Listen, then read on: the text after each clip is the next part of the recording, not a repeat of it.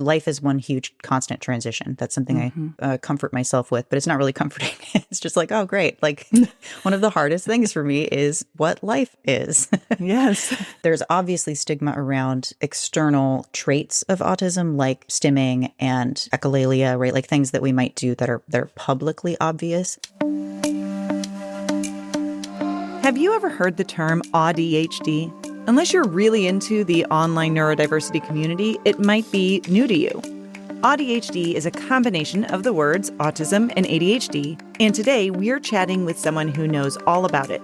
Mattia Maurée is an AuDHD coach and host of the AuDHD Flourishing podcast. She's going to explain how these two conditions blend together. We'll also hear about Mattia's experience growing up gifted, getting diagnosed as an adult, and dealing with the stigma surrounding neurodivergent diagnoses. That's all coming up on episode 226. I'm Emily Kircher-Morris, and this is the Neurodiversity Podcast. What is neurodiversity? You see the world differently. Autism spectrum. Gifted. Complexities that are inherently inside. ADHD. Dysgraphia. Tourette's. All brains are different. You are exactly what this world needs. This is the Neurodiversity Podcast. So I've got to tell you that since we launched the Neurodiversity University Educator Hub, there have been so many amazing conversations and ideas that have been shared. I absolutely love how we are all learning from each other when we're able to meet, and everyone can share how they create neurodiversity affirming spaces at their schools. For those of you who are teachers who want to join the Educator Hub, we are opening up registration again next Tuesday.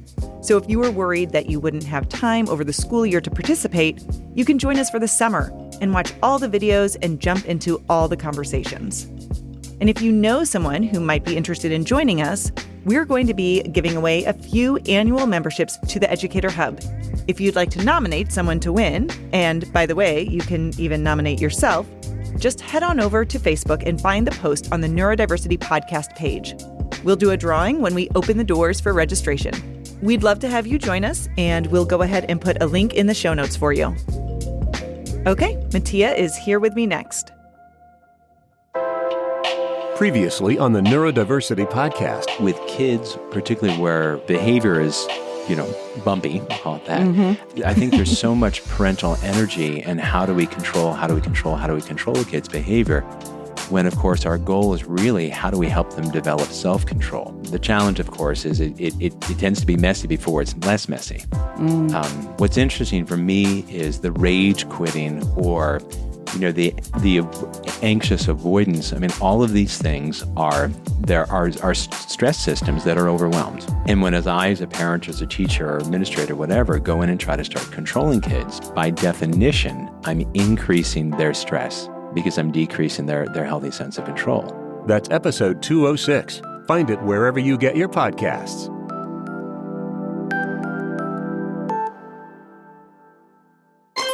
This is the Neurodiversity Podcast. Today, I'm talking to Mattia Maurée, AuDHD coach and host of the AuDHD Flourishing podcast. Mattia, thank you so much for joining me today. Thank you so much for having me. As I was preparing for today's interview, I realized that we might be actually introducing our guests to a new term on today's podcast that they might not know unless they're very active in the online neurodiversity community, and that is the term AuDHD. So AuDHD, for anyone who doesn't know, is a portmanteau that is a blend of the words autism and ADHD and is typically used to describe someone who has both diagnoses, which, of course, describes you. So for many people, I think the idea of ADHD and autism coexisting can seem a little confusing because they do seem so different in so many ways. So can you start us off a little by explaining how the two blend for you?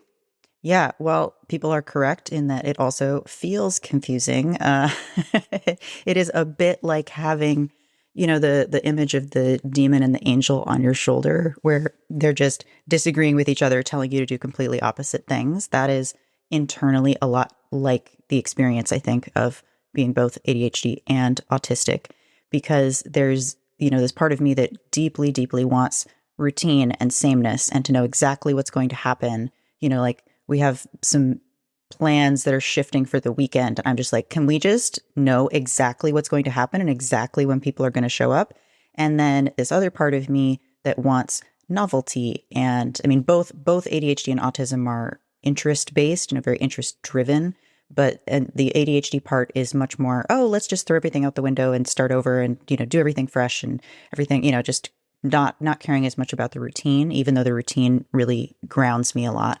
So, I mean, that's very surface level, but that's definitely how it feels. And part of what we're talking about today, I think, is just how that, and especially with the intersection of giftedness, makes it so hard to figure out what's going on, because they really do in some ways mask each other a bit or make it harder to tell. So when I was approaching mental health professionals and trying to describe what was going on without really having any language, just trying to say what my experience felt like, it didn't work at all.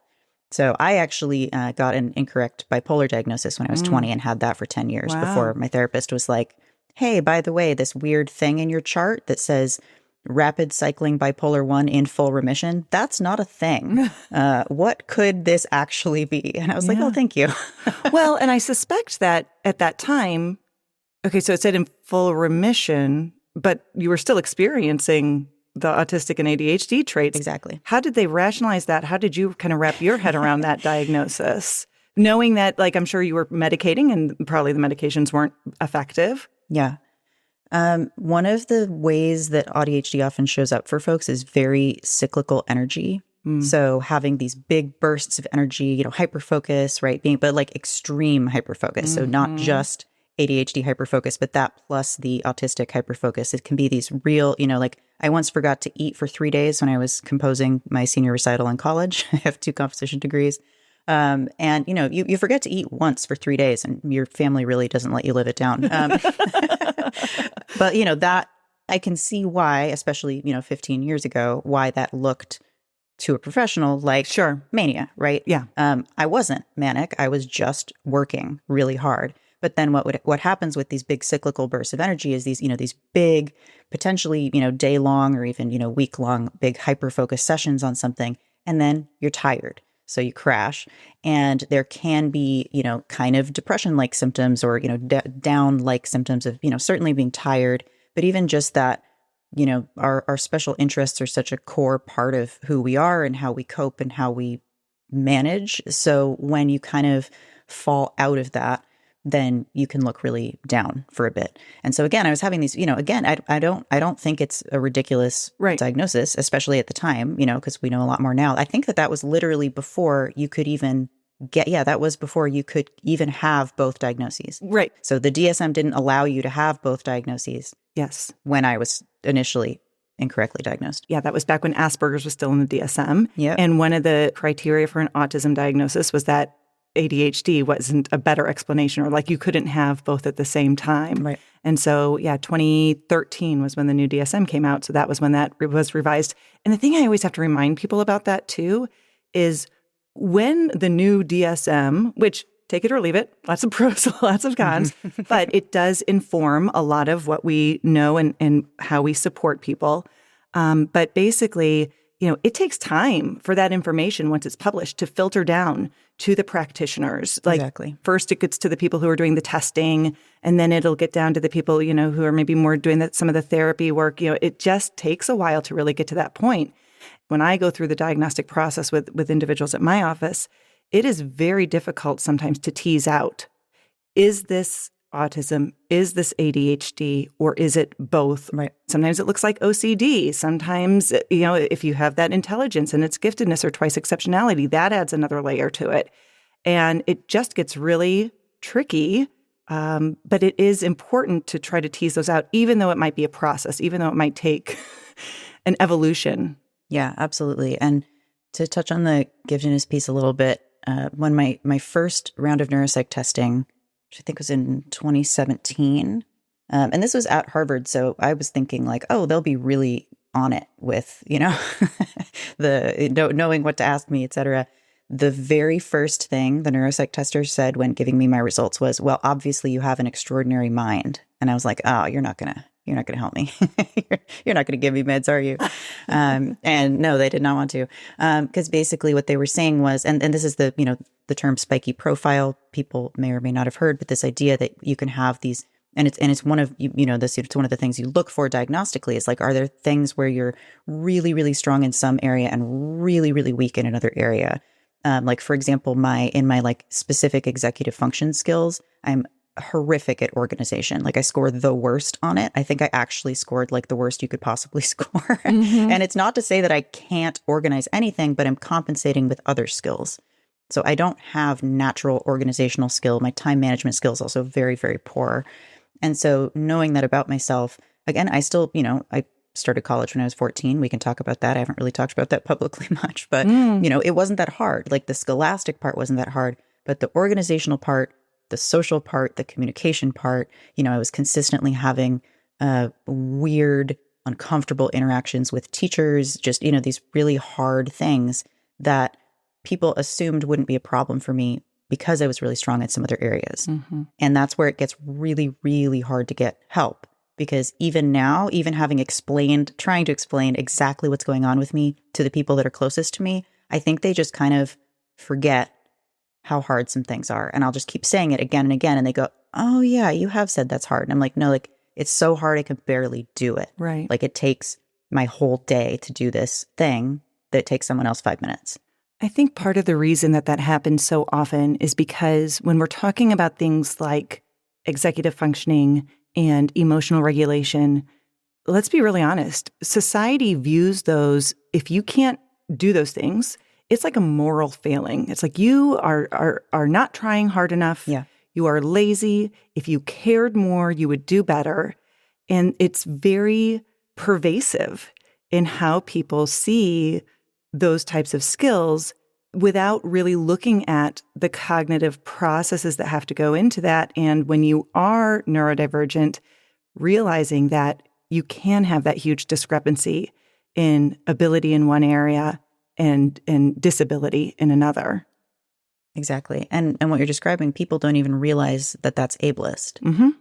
I think it's an interesting conversation to have to point that out. I actually was doing a presentation at the American Counseling Association conference recently, and I was talking about how counselors in many ways, mental health practitioners in many ways, have a lot of very ableist beliefs. Yeah. Like we are trying to get people to conform. We're trying to get people to align in certain ways. And there is so much stigma surrounding all of these neurodivergent diagnoses that it is really hard.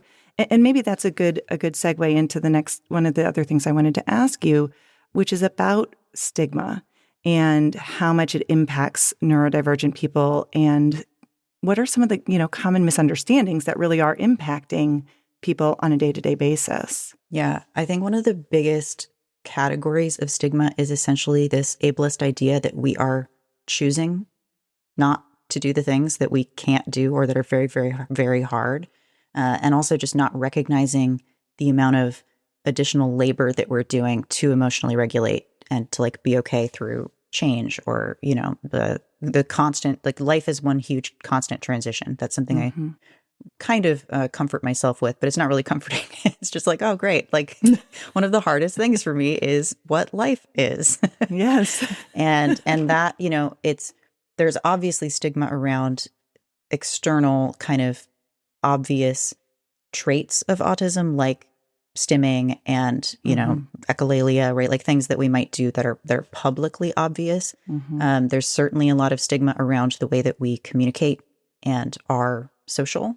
And, all of these ideas and just the outdated ideas, like you said, like they haven't really trickled down yet. Like these ideas that we don't have theory of mind, that we don't have empathy, like those are completely disproven. Not that no autistic person experiences those things, but like as a whole, it's not a trait of autism. Right. But they're still talked about in basically every book and most research on autism that's not being done by autistic people or including autistic people.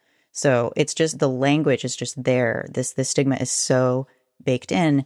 And I actually saw a really cool paper really recently, I think, by autistic researchers that was basically going through the language used in autistic research and how stigmatizing it is explicitly.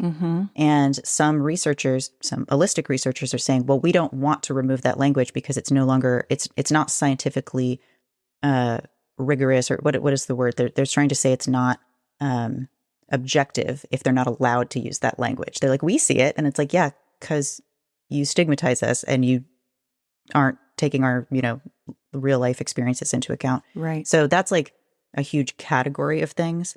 I'll give a specific example that I found really outrageous, which was one of the last day jobs that I had.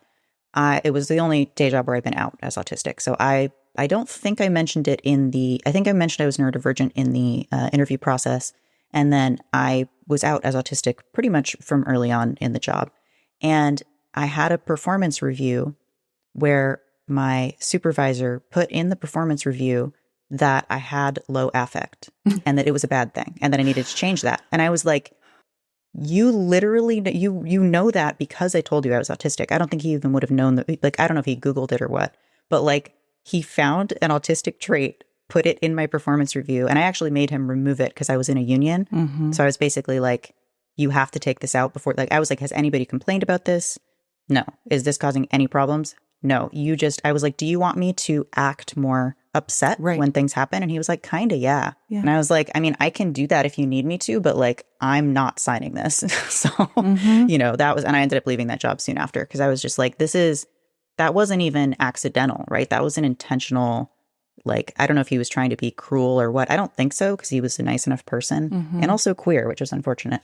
I was just like, oh, I thought we were like kind of on the same team, but I guess not. I think a lot of that also just comes from low information. Yeah. Like people who are not neurodivergent or people, I mean, there are plenty of neurodivergent people who don't have a lot of information about being neurodivergent, but it's like there's this impetus that needs to be carried forward for people in positions of power.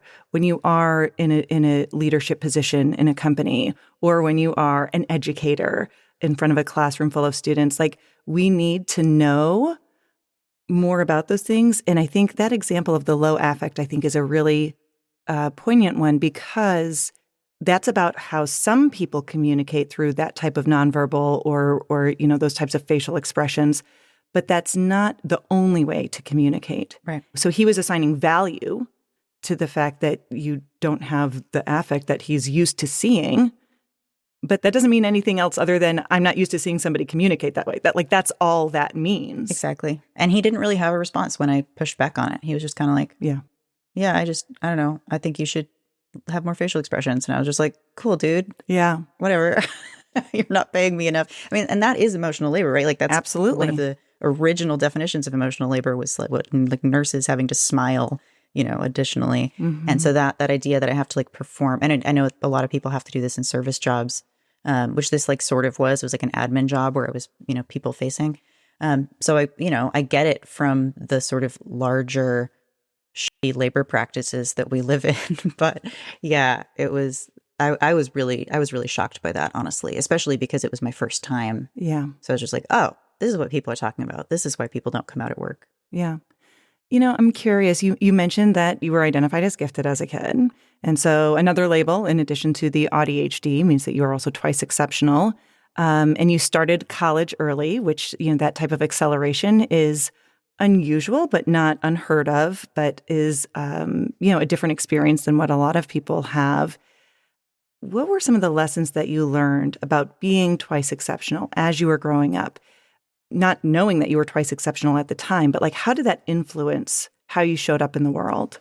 Oh, yeah. I mean, very thoroughly, right? I was hyperlexic, so I was reading really young. The story my mom tells is I learned phonetically, and she came in, I think I was 4, and I was reading Macbeth phonetically, so I was just like sounding it out like very methodically and slowly. And she asked if I understood it, and I was like, well, I don't understand all of it. So, that was the kind of kid I was. And that leads into what I first thought of when you asked the question, which is some of my early experiences were actually adults getting mad at me for my vocabulary because they either thought I was mocking them or they actually thought I was just making up a word that wasn't a word. That happened to me all the time because I had a huge vocabulary.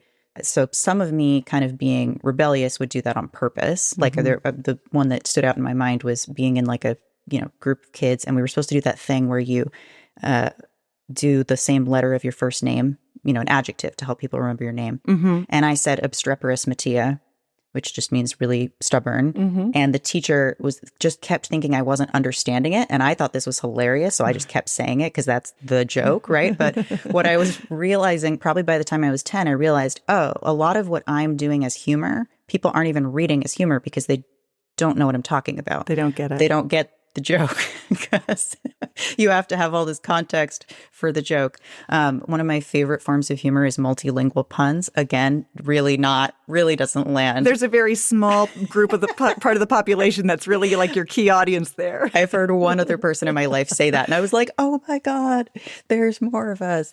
But again, like as a child, it wasn't even that sometimes people would actually, adults especially, would actually get upset. Kids just thought I was weird, right? So I was actually bullied more by adults in a lot of ways.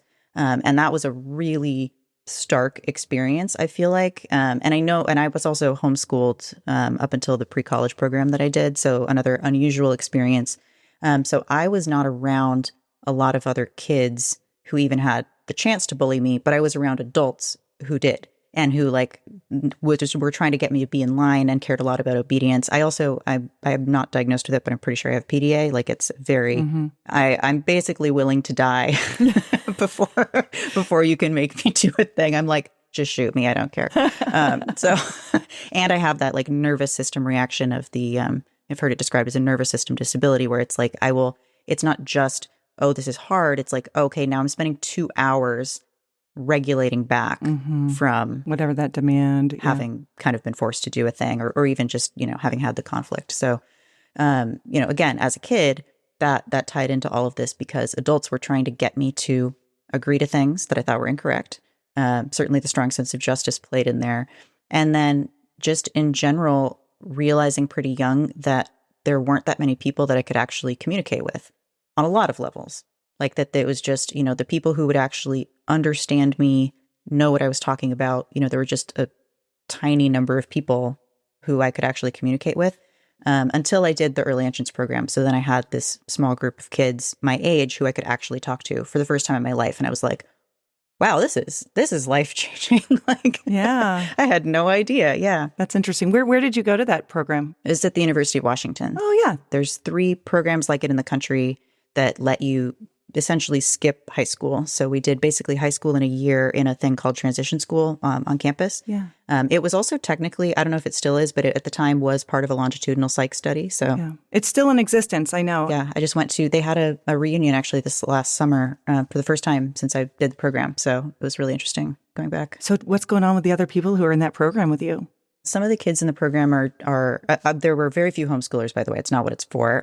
There were I think there was one other homeschooler like 5 years before me. So really mostly not that.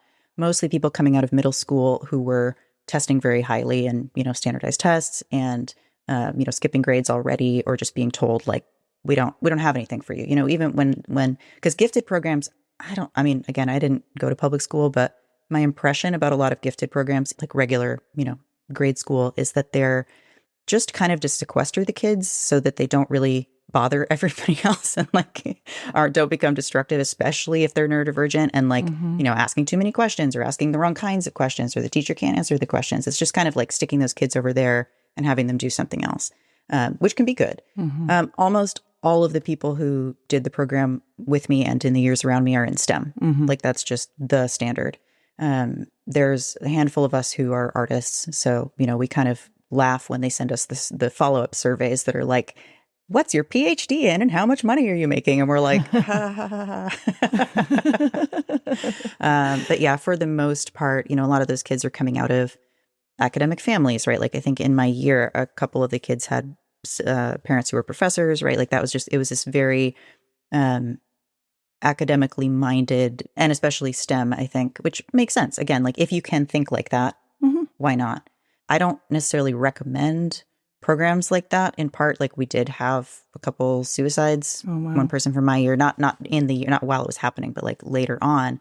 So there is this other added layer, I feel like, of expectation, and I really hate the concept of potential. I hate the word potential. Yeah. Because that directly led to the death of a friend of mine, basically, because his concept of what his potential was versus what he wanted to do versus what he was capable of doing just didn't line up. Yeah. And that, to me, is the AuDHD gifted experience. Is exactly that. It's like what I can do, what I'm capable of doing, and what I'm interested in doing, let alone what the world will allow me to do and pay me for and let me live in, and like support myself. Those things just don't line up, and it feels increasingly impossible to make those line up. You're mentioning careers and having interests and strengths that are aligned with those careers. And I feel like that's just so important for neurodivergent people. And a lot of us, I think, naturally kind of do that. Like I always am interested in the number of people who maybe had an ADHD diagnosis as a kid. And then they're like, oh, but I'm not ADHD anymore. I'm like, or did you just get out of an academic setting that was like not a good fit for you and find something that actually worked to your strengths? But I'm curious about your thoughts on how important it is and what people can do to find careers that are really a fit for them. How do we align and find those neurodivergent friendly careers? Totally. It's very important. Obviously, the way that we're spending our, huge chunks of our adult lives matter.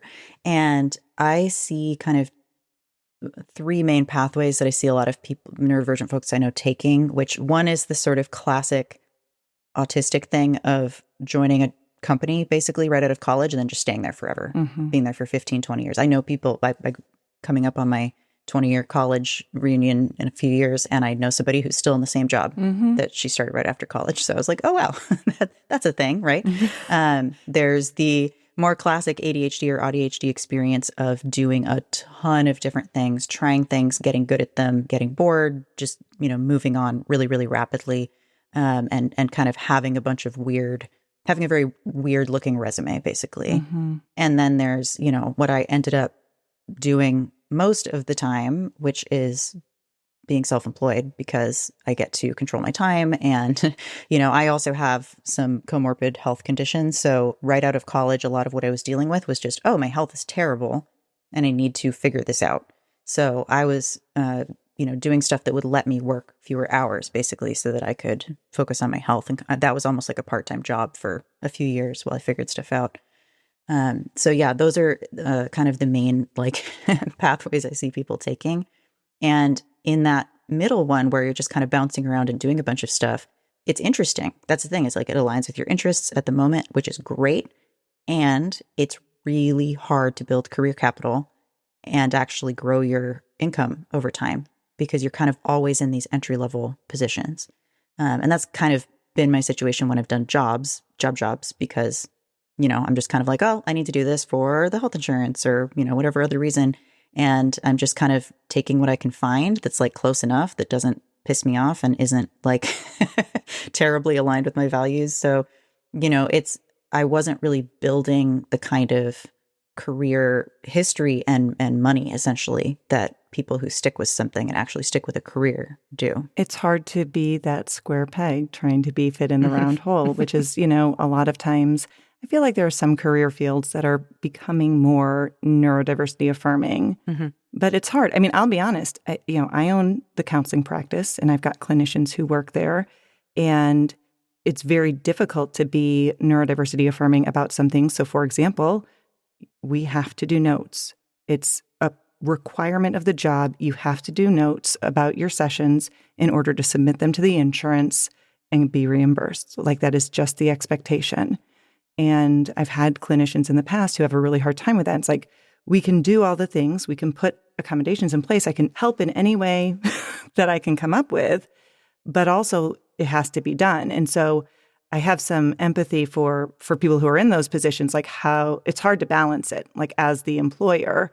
I think more than anything, though, just showing that empathy for the people who are working with you and attempting to make it work, goes a long way, but it can be hard. Yeah. Something I always want to bring into the conversation that feels appropriate here is the term monotropism. It's been around since the 90s, I think, but it's really had a resurgence on social media lately. And it's this idea that we're in, it's related to interest-based nervous system. So it's like, okay, I can only do what's interesting to me. Fewer interests doesn't mean I don't have a lot of interests, but I tend to focus on fewer things at a time. And it's very easy for me to get in these attention tunnels, these real not quite hyper-focused, but related. So this it's very easy for me being a very monotropic person, thinking about like the notes thing. I know for myself in my own work, I would need to do all the notes in a big chunk rather than trying to do them, after every person. And then at the same time, then you forget if you haven't written something down. So it's like, it's really hard to balance all those elements of how my brain works. And it's one of the reasons I've ended up working for myself. But one of the tough things in most job settings for most types of jobs is that we're just expected to context switch constantly. And we potentially, certainly ADHD folks and like more monotropic folks tend to take a lot more energy to do that context switching. So it's not that it's not possible, but then we're tired. And that's something I think about a lot, I think around stigma, around being understood, around fitting into various situations, is that I get really frustrated when people don't understand how hard something is for me. So I'm like, I did this thing for you. It is so hard. And they're just like, they don't even notice because they just think that's a normal thing that people just do and doesn't take a lot of energy. So something I've started doing just in my personal life is trying to kind of name how hard things are for me so people get it. Because like I said, I think people just kind of forget because it's not hard for them. And we all, we're all the main character in our head. We're all viewing things through our own lens. And it's so easy to just be like, oh yeah, that's not a big deal. But to me it is, and it's hard. And that was one of the things that was somewhat helpful, I think, in job settings was when I started to kind of name, hey, I can do this, but it's going to take me the rest of the day. Yeah. Like, I'm not going to be able to switch back and do something else. And just saying that to my boss, they didn't like that. It makes me less employable probably, but it was very helpful for me because to have somebody go, oh, I didn't realize that was so hard for you. Sometimes they would just take it off my plate if I would say how hard something was. I know that's not possible in the notes setting. Yeah. And it's also tough because that person has to do it. It's not like somebody else can come in and do it. Right. And there are some ways to get around, and make it easier. But I think one of the things that goes into this that I talk with my clients about frequently and others is like, you have to find the way that works for you. And so when you're saying like, I can do this, but I can't switch back and forth. Like I can't, be called off to go do this other thing and then come back to it, like that transition time. I noticed that a lot with myself. It's very hard for me to go from one type of task to another type of task. And it just takes a lot of energy and a lot of time.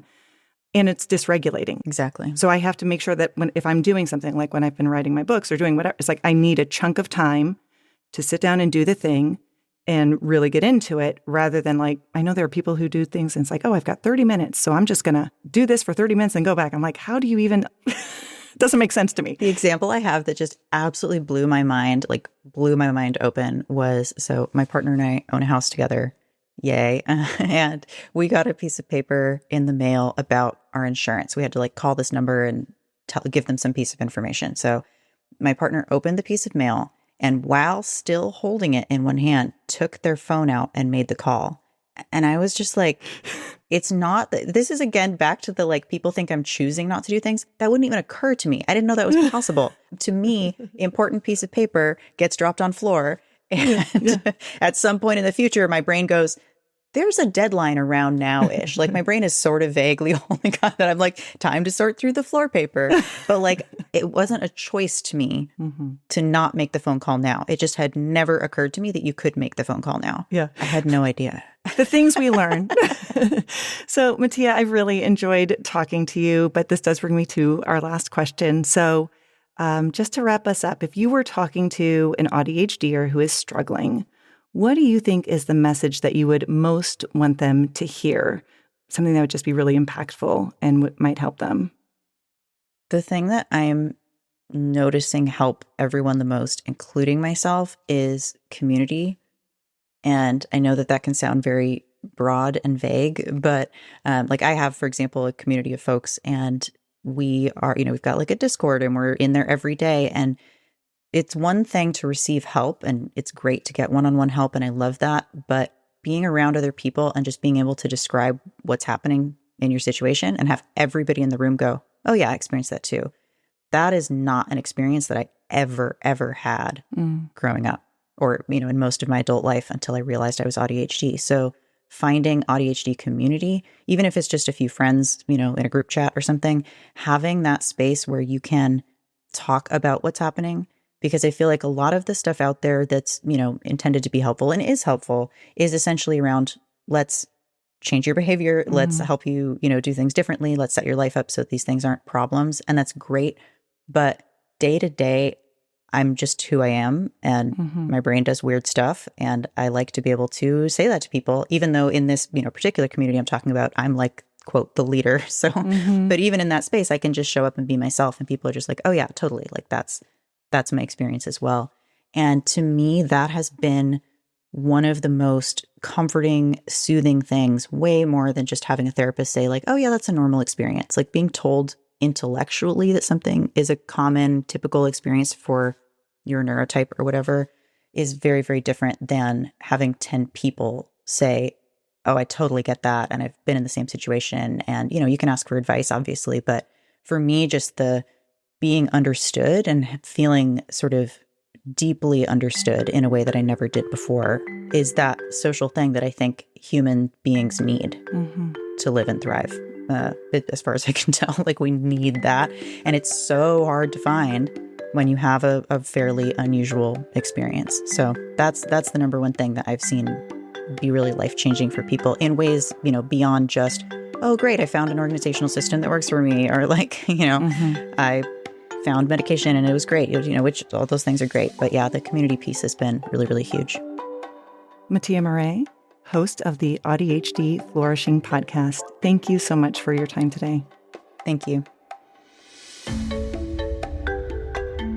The Venn diagram of neurodivergent conditions has a lot of overlap and a lot of gray.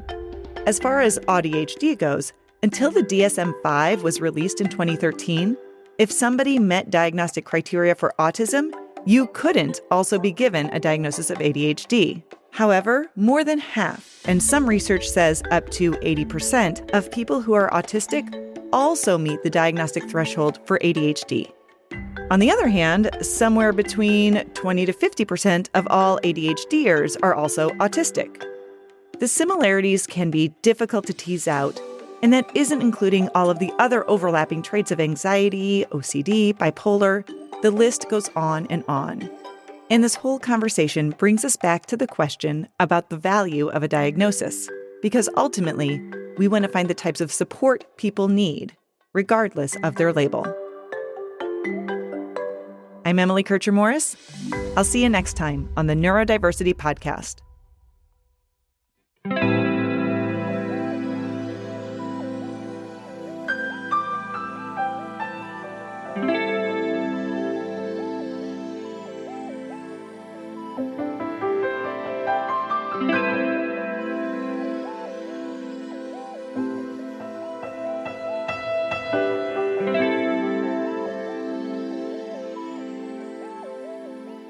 Thanks again to Mattia Maurée. We appreciate her time today. For more information about her work, her podcast, and more, we have links in the show notes.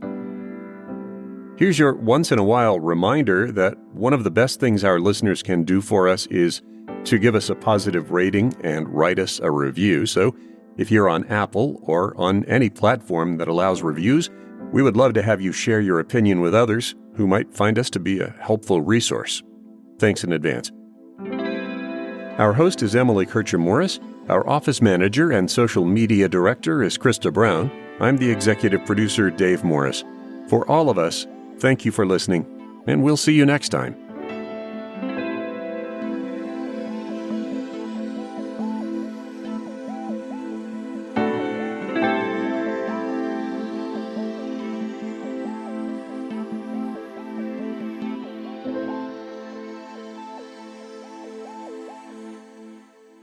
This is a service of the Neurodiversity Alliance.